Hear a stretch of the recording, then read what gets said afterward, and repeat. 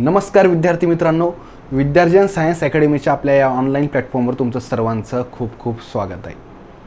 मित्रांनो, सध्या आपला या ठिकाणी बायोलॉजी अंतर्गत जो काही टॉपिक चालू आहे तर तो आहे कंट्रोल अँड कोऑर्डिनेशन.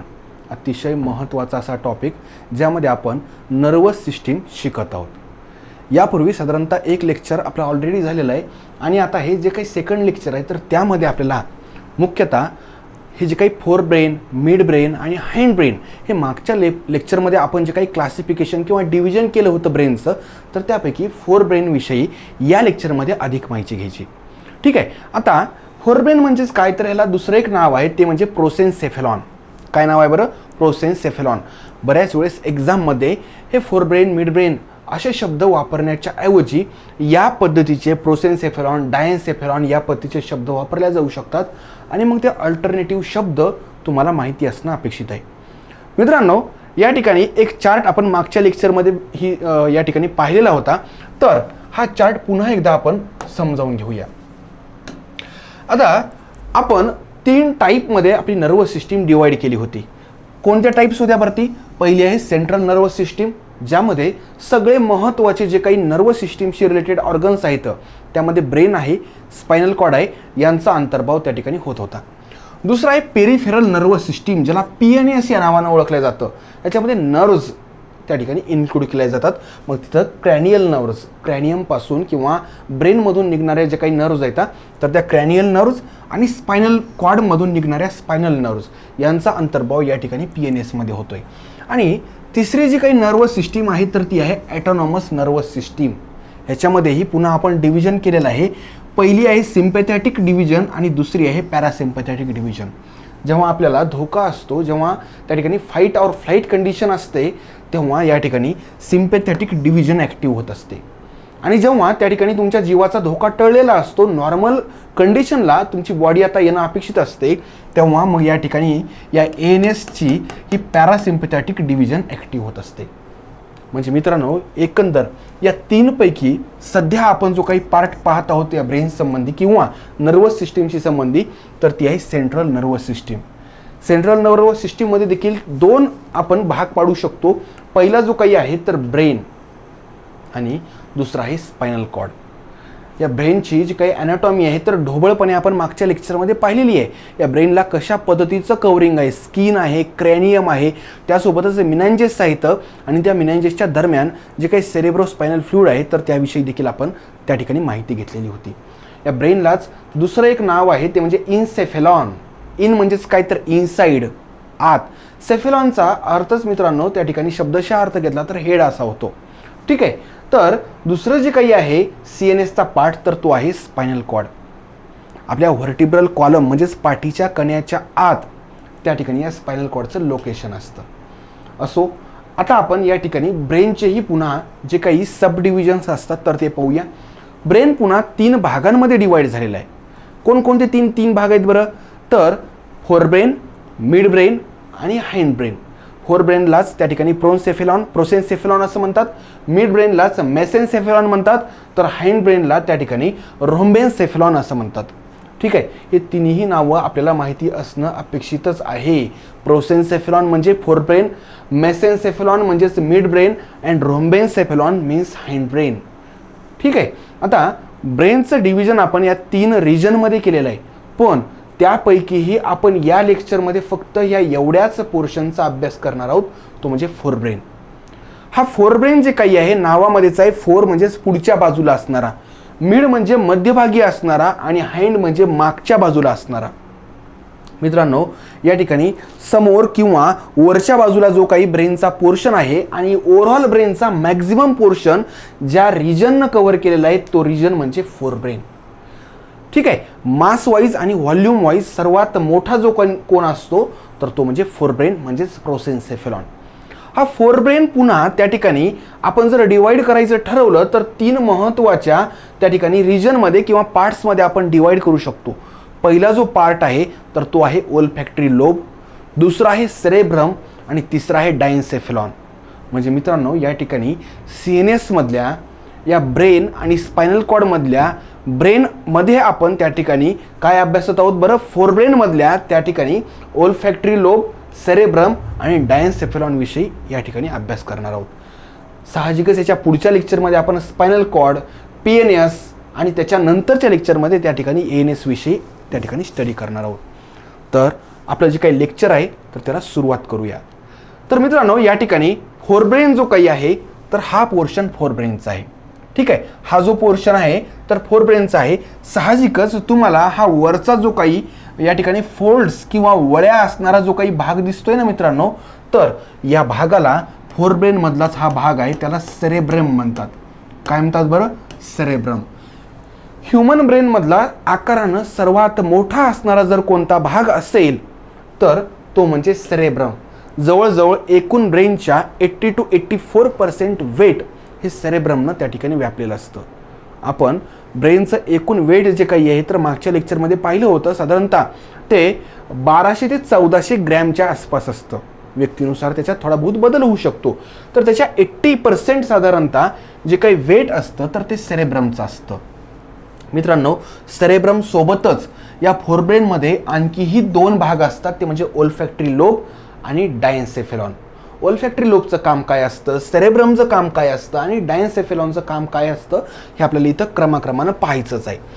आता हा फोरब्रेनचा भाग संपल्यानंतर इथं या ठिकाणी मिड ब्रेन असतो. इथं काय बरं? Mid brain. आणि हा जो काही खालचा भाग आहे ना मित्रांनो, तर हा जो आहे तर हाइंड ब्रेन आहे. लक्षात आलं? म्हणजे एकंदर व्हॉल्यूम वाईज जरी तुम्ही बघितलं तर फोरब्रेनचा आकार किंवा व्हॉल्यूम हे खूपच जास्त आहे. जवळजवळ एवढ्या भागामध्ये फोरब्रेन आहे. मिड ब्रेन तुलनेनं हा जो काही ब्ल्यूश कलरमध्ये आहे तेवढाच मिड ब्रेन आहे. आणि हा खालचा जो काही आहे ना भाग तर हा हाइंड ब्रेन आहे. नावामधूनही तुम्हाला लक्षात येत असेल, हँड ब्रेन म्हणजेच मागचा किंवा खालचा भाग, मिड ब्रेन म्हणजे मध्यभागी. आता ह्याच्या पुढे बघूया आपण मित्रांनो, फोरब्रेन म्हणजेच प्रोसेन्सेफेलॉन जे काही आहे तर ह्याचं थोडंसं डिवायडेशन. पहिला जो काही ह्याचा रिजन आहे तर तो आहे ओल्फॅक्टरी लोब, दुसरा आहे सेरेब्रम आणि तिसरा आहे डायन्सेफेलॉन. यालाही पुन्हा अल्टरनेटिव्ह वर्ड्स आहेत. फॉर एक्झाम्पल, ओल्फॅक्टरी लोबला रिनेनसेफेलॉन म्हणतात, त्या ठिकाणी सेरेब्रमला त्या ठिकाणी टेलेनसेफेलॉन असं म्हणतात. तर डायन्सेफेलॉनला देखील त्या ठिकाणी अल्टरनेटिव्ह वर्ड आहे ते म्हणजे थॅलेमेनसेफेलॉन. पण मॅक्झिमम याला डायन्सेफेलॉन नावानंच ओळखलं जातं. सेफेलॉनचा अर्थच मित्रांनो हेड किंवा ब्रेन असा होत असतो. लक्षात आलं का? म्हणजे एकंदर ओल्फॅक्टरी लोबचा जो काही अल्टरनेटिव्ह वर्ड आहे तो म्हणजे रिनेनसेफेलॉन तुम्हाला माहिती असणं अपेक्षित आहे. आणि सेरेब्रमचा त्या ठिकाणी टेलेनसेफेलॉन हा एक माहिती असणं अपेक्षित आहे. आता सगळ्यात पहिल्यांदा आपल्याला जो काही स्टडी करायचा आहे तो आहे ओल्फॅक्टरी लोबचा. मित्रांनो, जेव्हा आपण त्या ठिकाणी नॉस्ट्रिल्स विषयी वगैरे स्टडी करतो किंवा नोज विषयी, तेव्हा तुम्हाला त्या ठिकाणी ओल्फॅक्टरी नर्व्स हा शब्द निश्चितच ऐकण्यात आलेला असेल. आपले जे काही नॉस्ट्रिल्स असतात, नोज जे काही असतं तर हे 3 रिजनमध्ये डिवाइड झालेलं असतं. जो काही बाहेरचा भाग आहे तर त्याला वेस्टिब्युलर रिजन म्हणतात. मधला जो काही भाग आहे नॉस्ट्रिलचा, नाकपुड्यांचा, तर त्याला रेस्पिरेटरी रिजन म्हणतात. आणि त्या ठिकाणी जो सगळ्यात मागचा भाग आहे ना तर त्याला ओल्फॅक्टरी रिजन म्हणतात. ओल्फॅक्टरीचा अर्थ काय होतो, या रिजनचं नेमकं काम काय असतं? मित्रांनो, ओल्फॅक्टरी रिजनमधून आपल्याला त्या ठिकाणी वास समजतो, स्मेल समजतो. मग वास समजण्याचं कारण काय? मित्रांनो, ब्रेन हा एक असा अवयव आहे, जसं कम्प्युटरमध्ये CPUचं काम असतं ना, सगळ्या इनपुट डिव्हाइसच्या माध्यमातून CPUकडं माहिती जात असते, सिग्नल्स जात असतात. CPUमध्ये त्याची प्रोसेसिंग होते, त्याचं नावच आहे सेंट्रल प्रोसेसिंग युनिट. आणि प्रोसेसिंग झाल्यानंतर जो काही डिसिजन असेल, जो काही त्या ठिकाणी सिग्नल असेल तर तो आउटपुट डिव्हाइसला जात असतो. इथं देखील या ठिकाणी आपले जे काही सेन्सरी ऑर्गन्स आहेत ज्याला आपण मराठीमध्ये ज्ञानेंद्रिय म्हणतो, त्यामध्ये मग नोज आहे, आईज आहेत, त्या ठिकाणी इयर आहे ज्याच्या माध्यमातून हिअरिंगचं काम होतं, किंवा आपली स्किन आहे किंवा जीभ आहे. तर ह्या वेगवेगळ्या माध्यमातून, आपल्या ज्ञानेंद्रियाच्या माध्यमातून हे सिग्नल्स आपल्या ब्रेनकडे जात असतात. आणि त्यापैकी एक महत्त्वाचं ज्ञानेंद्रिय जे काही आहे तर ते आहे आपलं नोज, च्या माध्यमातून आपल्याला स्मेल कळत असतो. मित्रांनो, हे जे नोज आहे तर ऑल्फॅक्टरी नर्व्हच्या माध्यमातून डायरेक्ट आपल्या ब्रेनशी जोडलेलं असतं. ब्रेनमधल्या कोणत्या भागाशी जोडलेलं असतं तर ते फोरब्रेनमधल्या ओल्फॅक्टरी लोबसोबत जोडलेलं असतं. हे फार महत्त्वाचं आहे मित्रांनो. मी काय म्हणतोय, आपल्या नॉस्ट्रिल्सचा सगळ्यात मागचा भाग जो काही आहे तर त्याला ओल्फॅक्टरी रिजन म्हणतात. त्या ठिकाणी स्मेल घेण्यासाठी काही नर्व्स असतात. नर्व्स साहजिकच सेन्स करतात, तो सिग्नल ब्रेनमधल्या ओल्फॅक्टरी लोबला पाठवतात. आणि हा ओल्फॅक्टरी लोब फोर ब्रेनचा त्या ठिकाणी भाग आहे. मित्रांनो, ओल्फॅक्टरी लोबचं जर लोकेशन पाहिलं तर हा ब्रेन जो काही आहे तरी खालून इमेज घेतलेली आहे, खालून. कारण या ठिकाणी आपल्याला ब्रेन स्टेम देखील दिसायलंय आणि ब्रेनचा म्हणजे सेरेब्रमचा खालचा भाग देखील दिसतोय. इथं ओल्फॅक्टरी बल्ब्स हा शब्द त्या ठिकाणी सांगितलेला आहे बघा, ओल्फॅक्टरी बल्ब्स. आता ओल्फॅक्टरी बल्ब्स, ओल्फॅक्टरी ट्रॅक हा काय प्रकार आहे हे थोडंसं आपण पाहूया. मित्रांनो, ही एक त्या ठिकाणी प्रॅक्टिकली घेतलेली इमेज आहे. आता इथं ही जे काही आहे ना, तर हे आहे ओल्फॅक्टरी ट्रॅक आणि याचा समोरचा जो काही थोडासा जाड भाग आहे ना, तर तो आहे ओल्फॅक्टरी बल्ब. मित्रांनो, आपल्या नॉस्ट्रिल्सच्या अगदी जवळ गेलेला हा भाग असतो, आपल्या नॉस्ट्रिल्सच्या अगदी जवळ गेलेला भाग असतो. ह्याच्या पुढे मग ओल्फॅक्टरी नर्व्स असतात, ज्या इथपर्यंत सिग्नल घेऊन येत असतात. Ventral view of the brain, ventral view of the ब्रेनच्या माध्यमातून आपल्याला या ओल्फॅक्टरी ट्रॅक आणि ओल्फॅक्टरी बल्ब स्पष्टपणे दिसत आहेत. त्यानंतर मित्रांनो, हे ग्राफिक्स आहे. इथं देखील तुम्हाला इथं लक्षात येईल मित्रांनो, हे जे काही आहे तर हे काय आहेत बरं, ओल्फॅक्टरी ट्रॅक आणि ओल्फॅक्टरी बल्ब. ठीक आहे, ओल्फॅक्टरी बल्बलाच त्या ठिकाणी ओल्फॅक्टरी लोब देखील म्हणतात. आता इथं ओल्फॅक्टरी लोबची पोझिशन बघा. पोझिशनचा जर विचार केला तर तुम्ही जर टॉप व्ह्यूनं जर पाहिलं तर हा पोर्शन तुम्हाला दिसणार नाही. का बरं दिसणार नाही? त्याचं साधं सोपं कारण आहे, आपल्या वरतून जर पाहिलं ना मित्रांनो तर फक्त सेरेब्रम तेवढा दिसतो, बाकी जवळजवळ मेंदूचा कोणताही भाग दिसत नाही. तर हा जो काही पार्ट आहे ओल्फॅक्टरी बल्ब किंवा ओल्फॅक्टरी लोब्स, तर हा त्या ठिकाणी डॉर्सली पूर्णतः सेरेब्रमनं कव्हर केलेला आहे. कोणी कव्हर केलेला आहे? तर डॉर्सली सेरेब्रमनं कव्हर केलेला आहे आणि सेरेब्रम हा आपल्या ब्रेनमधला लार्जेस्ट पार्ट आहे. त्यानंतर व्हिजिबल ऑन व्हेंट्रल साईड, आपण पाहिलं आता जे काही आपल्याला ओल्फॅक्टरी बल्ब्स किंवा लोब दिसले ते फक्त व्हेंट्रल साईडनंच आपल्याला दिसत होते. जर तिकडून पाहिले असते टॉप व्ह्यूनं किंवा डॉर्सली तर आपल्याला ते दिसले नसते. त्यानंतर मित्रांनो, ह्याचं स्ट्रक्चर हेही फार महत्त्वाचं आहे. हे पेअर्समध्ये असतात, तिथं तुम्हाला दोन दिसत आहेत बघा.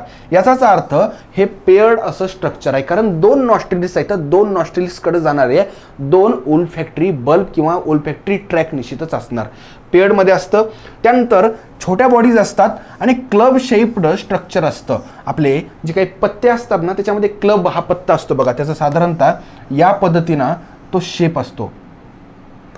तर हा जो काही शेप आहे ना, तर हा कोणता आहे बरं, तर क्लब शेप्ड शेप आहे. ह्याचा देखील नेमका तसाच शेप आहे. त्यानंतर अँटेरियर स्वॉलन पार्ट जो काही आहे तर तो ओल्फॅक्टरी बल्ब नावानं ओळखला जातो. ठीक आहे, तो पुढच्या इमेजमध्ये तुम्हाला ओल्फॅक्टरी बल्ब स्पष्टपणे दिसेल, जो थोडासा त्या ठिकाणी फुगीर असा भाग आहे, त्या ठिकाणी थोडासा जाड असा भाग आहे. आणि पोस्टेरियर टिब्युलर पार्ट जो काही आहे, ट्यूबसारखा पार्ट जो काही आहे तर त्याला ओल्फॅक्टरी ट्रॅक म्हणतात. या इमेजमध्ये इथं स्पष्टपणे तुम्हाला दाखवता येईल. आता हा जो काही थोडासा जाडसर भाग आहे ना, तर हा काय बरं, ओल्फॅक्टरी बल्ब.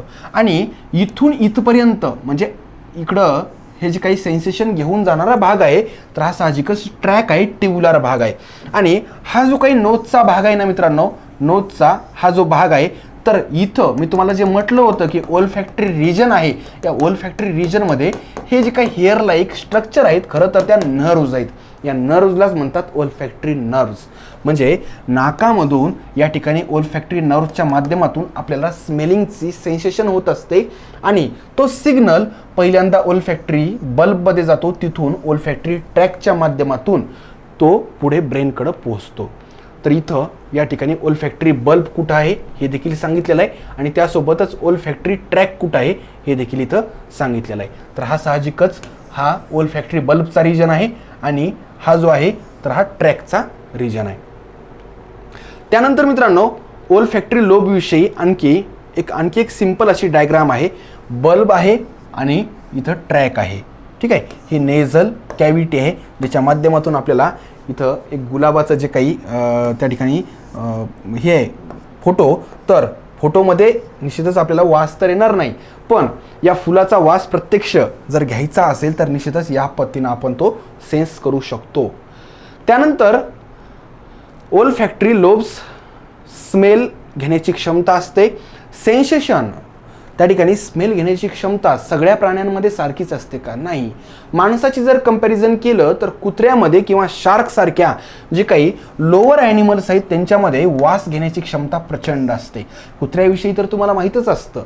त्यामुळंच पोलीस दलामध्ये कुत्र्यांचा मोठ्या प्रमाणामध्ये या ठिकाणी बॉम्ब शोधक पथकामध्ये वापर होतो. त्यासोबतच शार्कसारखे जे काही मासे येतं तर ह्यांच्यामध्ये देखील त्या ठिकाणी रक्त वगैरे जे काही असतं, समजा कुठं जर त्या ठिकाणी समुद्रात असेल तर ताबडतोब ते त्या दिशेनं त्या ठिकाणी आकर्षिले जातात. ठीक आहे. तर वास घेण्याची क्षमता यासारख्या लोअर ॲनिमल्समध्ये आपल्यापेक्षा देखील जास्त असते. तर इथं आपण पुढचा मुद्दा काय पाहणार आहोत बरं? कुत्र्याचा हे ओल्फॅक्टरी लोब जो काही आहे तर वेल डेव्हलप्ड आहे. फोरब्रेनमधला पुढचा भाग तो म्हणजेच काय बरं? तर टेलेनसेफेलॉन पाहणार आहोत.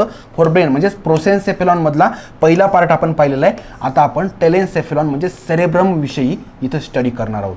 सेरेब्रम विषयी स्टडी करण्याच्या अगोदर मी तुम्हाला आधीच सांगितलेलं आहे की cerebrum is the largest part of human brain. त्यामुळंच या ठिकाणी आपण जे काही जनरल आपल्या स्थानिक भाषेमध्ये बोलीभाषेमध्ये म्हणतो की आपल्याला दोन मेंदू असतात, एक मोठा मेंदू आणि एक छोटा मेंदू. मित्रांनो, तो मोठा मेंदू म्हणजे हा सेरेब्रमच असतोय. लक्षात आलं का? खरं तर त्याला मोठा मेंदू म्हणणंच चुकीचं आहे. It is the largest part of the human brain. Second largest part of the human brain is the cerebellum. Cerebrum आणि सेरेबेलम हे दोन वेगवेगळे शब्द आहेत. ठीक आहे. जेव्हा आपण हाइंड ब्रेन विषयी अभ्यास करूया तेव्हा सेरेबेलम या पार्ट विषयी देखील आपण तिथं स्टडी करणार आहोत. तर आपण इथं त्या ठिकाणी टेलेनसेफेलॉन विषयी स्टडी चालू करूया. तर सेरेब्रम हा जो काही आहे तर हा सेरेब्रम आहे. पाहिल्या तुम्हाला कुठंतरी ही आकृती परिचयाची वाटेल, कारण जेव्हा जेव्हा ब्रेन दाखवला जातो हा पोर्शन नक्कीच तुम्हाला दिसतो. त्याचं कारणही मित्रांनो, ब्रेनचा आकारानं आणि वजनानुसार हा सर्वात मोठा असा भाग आहे. पाहिल्यानंतर एक ह्याचं वैशिष्ट्य तुम्हाला दिसतं, तो म्हणजे ह्यांच्या फोल्ड्स. यस, ह्याच्यावर खूप मोठ्या प्रमाणामध्ये वळे आहेत.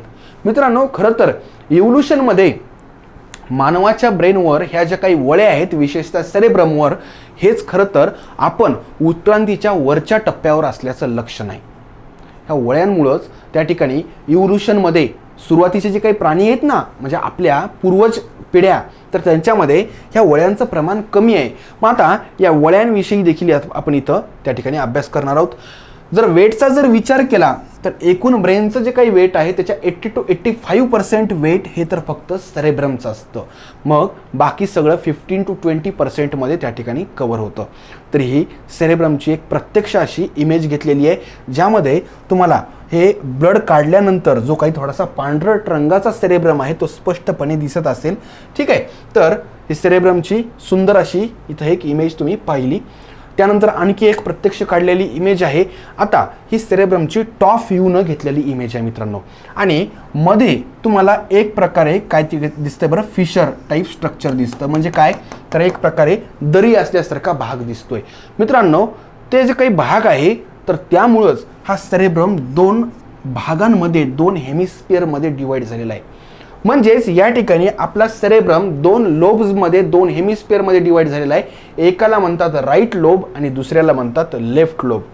आता इथं सेरेब्रम एवढाच आहे. हा जो पोर्शन आहे तर त्या ठिकाणी हाइंड ब्रेनचा पोर्शन आहे. या ठिकाणी मेडियन लॉन्जिट्युडनल फिशर. ठीक आहे. हे जे तुम्हाला दरीसारखा भाग दिसतोय तर त्या ठिकाणी त्याला मेडियन लॉन्जिट्युडनल फिशर म्हणतात. आणि हा जो आहे तर हा राईट सेरेब्रल हेमिस्फिअर आहे. आता तुम्ही म्हणाल असं का बरं?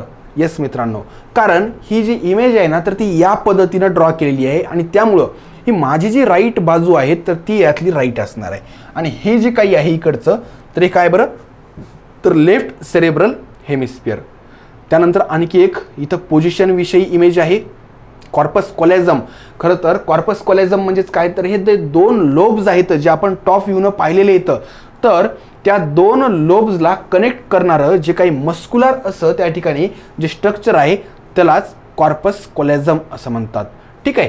एन्क्लोजेस a cavity known as a third ventricle or the diocoel. इथं स्पष्टपणे तुम्हाला कॉर्पस कॅलोझम दिसू शकतं. ठीक आहे. आता इथं हे जे काही आहे तर ते फिशर दिसेल आणि हा जो काही सेंट्रल भाग दिसला कनेक्ट झालेला तर तोच कॉर्पस कॅलोझम आहे. Median longitudinal fissure, the two hemispheres are internally connected by a transverse wide flat bundle of myelinated fibres. ठीक आहे, फायब्रस अशा त्या ठिकाणी मटेरियलनं, फायब्रस अशा टिश्यूंनी या ठिकाणी हे दोन जे काही हेमिस्फिअर्स आहेत ते कनेक्ट झालेले आहेत. कसे आहेत बरं ते, तर वाईड आहेत आणि फ्लॅट आहेत, आणि त्यालाच त्या ठिकाणी कॉर्पस कॅलोझम असं म्हणतात. त्यानंतर मित्रांनो एक साईड व्ह्यू घेतलेला आहे खरं तर एकाच हेमिस्फिअरचा, ज्यामध्ये स्पष्टपणे तुम्हाला हे कॉर्पस कॅलोझम दिसेल. ठीक आहे, हा जो पोर्शन आहे तर दोन हेमिस्फिअरला जोडणाऱ्या अशा फायब्रस अशा कॉर्पस कॅलोझमचा आहे. इथं जर पाहिलं तुम्ही तर हा जो आहे एवढा, तर हा काय असणार आहे बरं, तर सेरेब्रम आहे. त्याच्यानंतर हा जो पोर्शन आहे तर हा सेरेबेलमचा आहे. याविषयी देखील आपण लवकरच पाहणार आहोत. त्यानंतर मिड ब्रेनचा पोर्शन येतो या ठिकाणी. त्याच्यानंतर मग इथं त्या ठिकाणी पॉन्स, मेडुला ऑब्लॉंगेटा वगैरे पार्ट्स येतात. त्यानंतर मित्रांनो the corpus callosum brings coordination between the right and left cerebral hemispheres. म्हणजेच काय, तर सोप्या भाषेमध्ये दोन जे काही आपल्या सेरेब्रमचे लोब्स आहेत तर त्यांच्यामध्ये एक प्रकारचं कोऑर्डिनेशन ठेवण्याचं काम या कॉर्पस कॅलोझमच्या माध्यमातून केलं जातं. मित्रांनो आणखी एक याच्याविषयी बोललं जातं की जे डावखुरे व्यक्ती असतात तर त्यांचा राईट हेमिस्फिअर हा अधिक डेव्हलप असतो. आपल्या सेरेब्रमचा जो राईट हेमिस्फिअर आहे तर त्यांच्यामध्ये ज्या काही कलाक्षमता असतात, आर्ट्सचे जे काही गुण असतात तर ते अधिक असतात, आणि त्यामुळंच डावखुरे लोक कुठंतरी त्या ठिकाणी आर्ट क्षेत्रामध्ये, आर्ट फील्डमध्ये अधिक नावाजलेले आपल्याला दिसतात. खरं तर हा एक जनरल त्या ठिकाणी एक ऑब्झर्वेशन आहे. ह्याच्याबद्दल त्या ठिकाणी फार असं त्याला काय म्हणता येईल, तो एक नियम म्हणजे असा शास्त्रशुद्ध असं काही ऑब्झर्वेशन नाही आहे, एक जनरल ऑब्झर्वेशन आहे. त्याच्यानंतर मित्रांनो या ठिकाणी कॉर्पस कॅलोझम हा जो काही रेडिश पोर्शन आहे तर कॉर्पस कॅलोझमच आहे. इथं आणखी एक टॉप व्ह्यूनं सेक्शन घेऊन इथं स्पष्टपणे कॉर्पस कॅलोझम दाखवण्याचा प्रयत्न केलेला आहे. इथं आमचा एकच उद्देश आहे मित्रांनो, ह्या इमेजेस ज्या काही आहेत तर बरेच कष्ट घेऊन आपण इथं या ठिकाणी कलेक्ट केलेले आहेत. इमेजेसच्या माध्यमातून जे काही आपण अभ्यास करू शकतो तर हा लॉंग टर्म आपल्या लक्षात राहू शकतो, हाच एक उद्देश आहे. त्यानंतर मित्रांनो लार्जेस्ट कमिशर आहे हा कॉर्पस कॅलोझम. आता सेरेब्रमची आणखी एक इमेज एका वेगळ्या पद्धतीनं आपल्याला त्याचं ऑब्झर्वेशन करायचं आहे. हा पोर्शन जो काही आहे सेरेब्रमचा हा व्हाईटिश दिसेल बघा तुम्हाला. हा कसा दिसेल बरं, व्हाईटिश दिसेल, आणि हा जो बाहेरचा पोर्शन आहे तर हा ग्रे कलरमध्ये दिसतोय. लक्षात आलं का, हा सेंटरचा व्हाईट दिसेल आणि आउटर पोर्शन ग्रेमध्ये दिसेल. मित्रांनो सेरेब्रम असो किंवा मग ॲड्रिनल ग्लँड वगैरे जो काही बाहेरचा पोर्शन असतो त्याला कॉर्टेक्स म्हणतात, आणि आतला जो असतो तर त्याला मेडुला म्हणतात. बाहेरचा कॉर्टेक्स आणि आतला जो मेडुला. आता इथं जर पाहिलं तर बाहेरच्याला काय म्हणणार मग, सेरेब्रल कॉर्टेक्स, आणि आतच्याला म्हणणार सेरेब्रल मेडुला. मग आता या कलरमध्ये नेमका फरक कशामुळं, फरक मित्रांनो या ठिकाणी जे न्यूरॉन्स आहेत त्या न्यूरॉन्सच्या प्रमाणामधल्या फरकामुळे आहे. न्यूरॉन्सचं जर स्ट्रक्चर पाहिलं, जे की आपण काही नंतरच्या लेक्चर्समध्ये आपल्याला त्याच्याबद्दल डिटेल अभ्यास करायचाच आहे, पण इथं एवढंच सांगतो की न्यूरॉनमध्ये जो काही ॲक्झॉनचा पोर्शन आहे तर त्या ॲक्झॉनच्या पोर्शन भोवती मायलिन शीथ नावाचं एक आवरण असतं. त्या मायलिन शीथमुळं त्या भागाला त्या ठिकाणी थोडासा पांढरट असा कलर प्राप्त होतो, व्हाईट असा कलर त्या ठिकाणी मिळतो. याचाच अर्थ या सेरेब्रल मेडुलामध्ये आपल्याला कशाचं प्रमाण त्या ह्याचं जास्त दिसणार बरं, तर ॲक्झॉनचं प्रमाण जास्त दिसणार. आणि जो काही सायटॉनचा वगैरे पोर्शन असतो त्या न्यूरॉनचा तर तो जो काही भाग असतो तर तो ग्रेइश असतो. त्यामुळं इकडं सायटॉनची संख्या जास्त असणार आणि इकडं न्यूरॉनची संख्या ॲक्झॉनची संख्या जास्त असणार. तर इथं स्पष्टपणे दिलेलं आहे outer portion cortex and inner portion is medulla. The surface of the cerebrum is composed of gray matter and is called as the cerebral cortex. बाहेरचा जो काही सरफेस आहे तर हा कशानं बनलेला आहे, तर ग्रे मॅटरनं बनलेला आहे. त्याचं कारण त्याचा कलर ग्रे असतो आणि या ठिकाणी त्याला सेरेब्रल कॉर्टेक्स या ठिकाणी म्हटलं जातं. आणि पुढचं जे काही आहे तर neuronal cell bodies are connected in the cerebral cortex. Neuronal cell bodies ज्या काही आहेत तर त्या सेरेब्रल कॉर्टेक्समध्ये कनेक्ट झालेल्या असतात. पुढचा मुद्दा आहे या ठिकाणी दी surface of the cerebrum is composed of grey matter. पुन्हा तोच मुद्दा त्या ठिकाणी रिपीट झालेला आहे. सेरेब्रम विषयी आणखी काही गोष्टी बघूया. इथं या ठिकाणी खूप सारे एलिव्हेशन्स तुम्हाला दिसतील सेरेब्रमवर. आणि डिप्रेशन्स देखील दिसतील. इलिव्हेशन म्हणजेच काय तर उंच ओटे आणि डिप्रेशन्स म्हणजेच काय तर खड्डे. आता या डिप्रेशनला इलिव्हेशनला काही नावं आहेत का, तर यस. जे इलिव्हेशन येतं तर त्यांना त्या ठिकाणी गायरी म्हणतात. एलिव्हेशन जे काही येतं तर त्याला काय म्हटलं जातं बरं, तर गायरी म्हटलं जातं. तर त्या ठिकाणी जे काही डिप्रेशन्स आहेत, छोटे छोटे खड्डे येतं तर त्याला सलकाय म्हटलं जातं. त्याला काय म्हटलं जातं बरं, सलकाय. या ठिकाणी मित्रांनो, the surface of the cerebrum cortex show many convolutions of folds and grooves. म्हणजेच या ठिकाणी तुम्हाला सेरेब्रमवर खूप मोठ्या प्रमाणावर ह्या वळ्या आढळतील. पण मित्रांनो, आणखी एक इथं महत्त्वाचा मुद्दा आहे. फोल्ड्स म्हणजेच एलिव्हेशनला गायरी म्हणतात, हे तर आपण ऑलरेडी पाहिलेलं आहे. आणि आणखी एक महत्त्वाचा मुद्दा आहे मित्रांनो, जे काही खड्डे असतात, डिप्रेशन्स असतात, त्याला सलकाय म्हणतात. पण जे काही मोठे डिप्रेशन्स असतात, आता हा जो काही आहे, हा पोर्शन, तर या ठिकाणी खूप मोठ्या प्रमाणावर डिप्रेशन तुम्हाला दिसतं, खड्डे दिसतात, त्याला मात्र फिशर्स असं म्हणतात. लक्षात आलं का? डीपर ग्रूव्ज म्हणजे जे काही खोलगट भाग जास्त असेल तर त्याला फिशर्स म्हणतात, आणि कमी खोलगट भाग असेल तर त्याला काय म्हणतात बरं, तर सलकाय.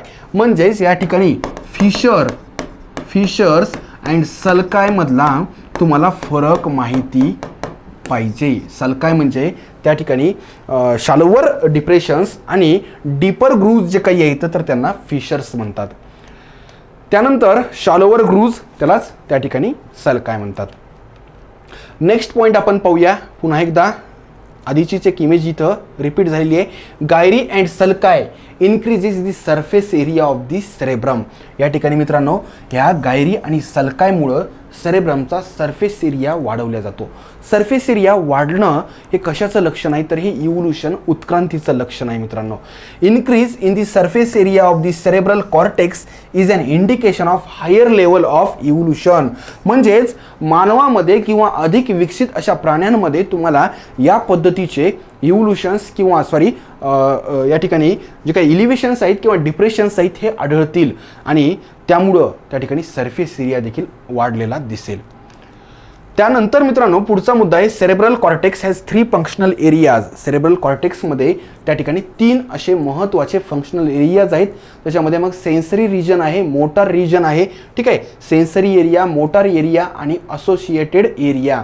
सेन्सरीमध्ये काय होणार, तर साहजिकच सगळीकडून येणारे सेन्सेशन्स तिथं कलेक्ट होणार. Sensory area receive and interpret the sensory impulses. म्हणजेच आपल्या सगळ्या अवयवांकडून, बॉडीच्या प्रत्येक ऑर्गनकडून, विशेषतः ज्ञानेंद्रियांकडून जे काही इम्पल्सेस यायलेत, सेन्सरी इम्पल्सेस, तर ते इथं या एरियामध्ये कलेक्ट होणार आणि त्याचं इंटरप्रिटेशन देखील होणार. दुसरं आहे मोटार एरिया. साहजिकच त्याचं इंटरप्रिटेशन, त्याच्यावर प्रोसेसिंग झाल्यानंतर जे काही सिग्नल्स, जे काही इम्पल्सेस आता पुन्हा पाठवले जातात ब्रेनकडून, तर ते या मोटार एरियाजमधून पास होतात. Motor areas control voluntary muscular movements. हे सगळ्यात महत्त्वाचं आहे मित्रांनो. व्हॉलंटरी हा शब्द कशामुळे महत्त्वाचा आहे, कारण सेरेब्रम हा मुख्यतः आपल्या व्हॉलंटरी मुवमेंट्सवर नियंत्रण ठेवतो. 2 प्रकारच्या मुवमेंट्स असतात. एक म्हणजे ऐच्छिक क्रिया. मी जे काही चालतोय, मी जे काही बोलतोय, तर या सगळ्या क्रिया ऐच्छिक आहेत. म्हणजेच त्या ठिकाणी माझ्या सेरेब्रमच्या माध्यमातून त्याच्यावर कंट्रोल ठेवल्या चाललोय. ठीक आहे, पण बऱ्याचशा ज्या काही ॲक्शन्स आहेत तर त्या माझ्या इनव्हॉलंटरी असतात. माझ्याच नव्हे तर आपल्या प्रत्येकामध्ये.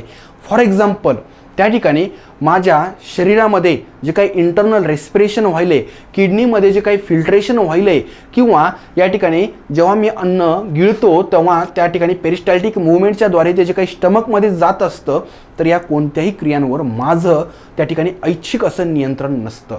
आणि मित्रांनो, या ठिकाणी त्याच्यावर नियंत्रण कोणाचं असतं हे आपल्याला नेक्स्ट काही त्या ठिकाणी लेक्चर्समध्ये तिथं आपल्याला त्याचं उत्तर मिळेल. पण इथं एवढंच सांगतोय की सेरेब्रमच्या माध्यमातून आपण व्हॉलंटरी ॲक्शन्सवर नियंत्रण त्या ठिकाणी ठेवू शकतो, म्हणजेच ऐच्छिक क्रियांवर नियंत्रण ठेवू शकतो. तिसरा जो एरिया आहे तो या दोन्हीचं कॉम्बिनेशन आहे असं आपण म्हणू शकतो. म्हणजेच सेन्सरी एरिया आणि मोटार एरिया. म्हणजेच काय, तर association area are neither clearly sensory nor motor in function. म्हणजे सोप्या भाषेमध्ये कुठंतरी ते दोन्हीचंही काम करतो. They deal with more complex integrative functions such as memory and communications. म्हणजेच या ठिकाणी स्पष्टपणे आपल्याला ह्याचं एक प्रकारचं फंक्शन सांगता येणार नाही. म्हणजेच ते मोटार आहेत की सेन्सरी आहेत. आणि त्यासोबतच ह्यांचं आणखी एक महत्त्वाचं काम कोणतं आहे तर मेमरी आणि कम्युनिकेशन, म्हणजे जी काही आपली स्मरणशक्ती असते आणि आपलं जे काही संवाद असतो तर त्यावर या असोसिएशन न्यूरॉनचं एरियाचं नियंत्रण असतं. ठीक आहे. दी सेरेब्रल मेडुला, इतका वेळ आपण कॉर्टेक्सबद्दल बघितलं, जो काही आउटर पोर्शन आहे, जो काही ग्रे मॅटरचा बनलेला पोर्शन आहे, तर त्याबद्दल आत्तापर्यंत पाहिलं.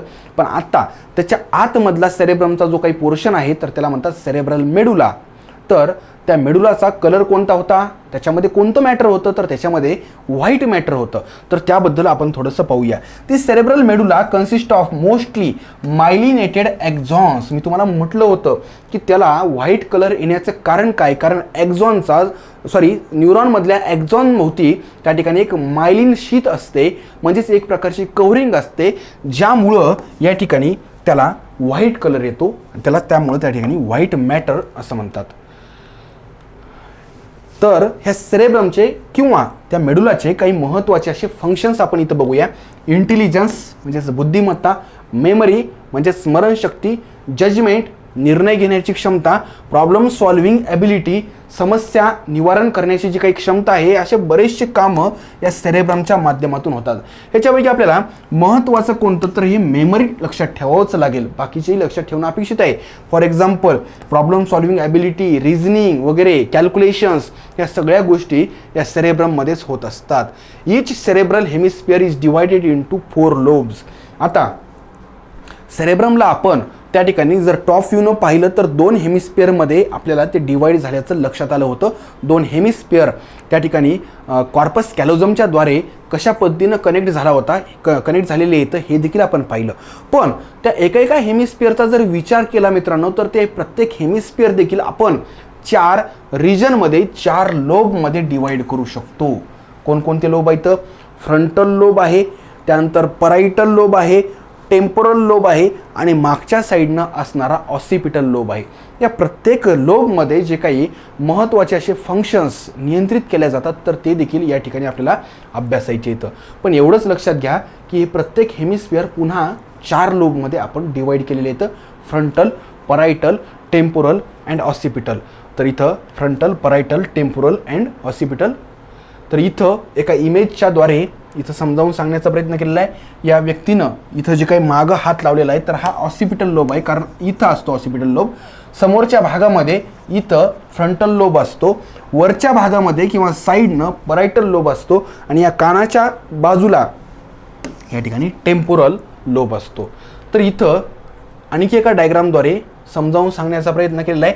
हा फ्रंटल लोब आहे, हा एवढा काय बरं, फ्रंटल लोब, हा पराइटल लोब ग्रीनिश कलरमध्ये, हा सगळ्यात मागचा जो आहे तर ते ऑसिपिटल लोब आणि हा जो आहे तर टेम्पोरल लोब आहे. मित्रांनो, या प्रत्येक लोबमध्ये वेगवेगळ्या गोष्टींवर नियंत्रण ठेवलं जातं. फॉर एक्झाम्पल आपली जी काही दृष्टी असते, व्हिजन, तर त्या व्हिजनवर कंट्रोल ऑसिपिटल लोब मार्फत ठेवला जातो. मेमरीवर एखाद्या वेगळ्या भागाच्या माध्यमातून ठेवला जातो. टेम्पोरल, पराइटल या भागांमधून टेस्ट, स्मेल, टच या सगळ्या फिलिंग्स आपल्याला त्या ठिकाणी फील होत असतात. इथं या ठिकाणी फ्रंटल लोब आणखी एका डायग्रामच्या माध्यमातून डिटेलमध्ये समजावून सांगण्याचा प्रयत्न इथं केलेला आहे. तर जनरल मोटार एरिया, तर या ठिकाणी फ्रंटल असोसिएशन एरिया हा सेरेब्रमचा पुढचा भाग, ज्याला फ्रंटल लोब म्हटलेला आहे. ठीक आहे.